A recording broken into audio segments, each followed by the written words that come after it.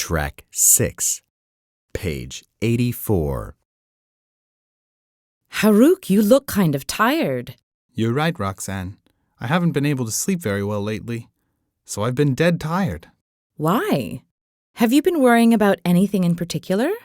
Actually, I've been concerned about what's been happening with the people living next door to me in my building. I've been hearing screaming, yelling, and objects being smashed against the wall. What? They've actually been breaking things? No wonder you haven't been sleeping.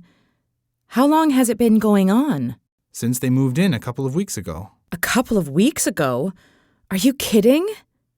How long does the noise go on for? It starts when they get home around 6 p.m. and goes on and off all evening. Do they have any kids? I haven't seen any. Whenever I've run into them, they've seemed very friendly. But you know what they say, you never know what goes on behind closed doors. I really hope that they don't have any children. Children who have been exposed to domestic violence can be affected in so many ways. They can suffer greatly from seeing or hearing their parents fight. Unfortunately, I know what it's all about. What do you mean?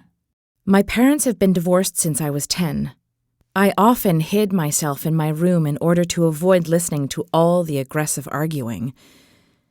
At the same time, I remember being afraid that it could get worse. Do you think that children who witness such situations often feel they are to blame? In my case, there was a moment when I thought that.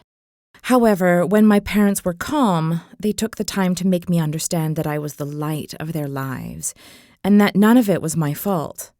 They were finally responsible enough to separate. Was it hard for you to accept? At the beginning, it was difficult to swallow, and I was heartbroken. With time, I realized that they were better off apart. It was a great relief for me to live in a quiet and safe environment. I've heard that spousal abuse can leave permanent scars on children. Sometimes, children aren't able to digest the news, so as adults they continue to believe that violence is the only way to resolve conflicts.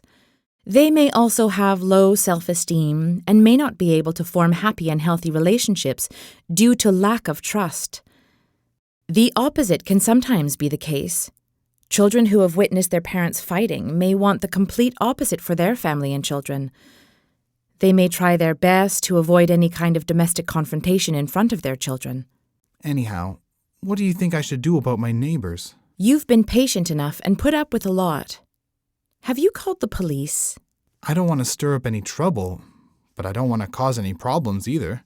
Don't worry about it. They've been called for similar cases many times before. They know how to deal with this kind of situation.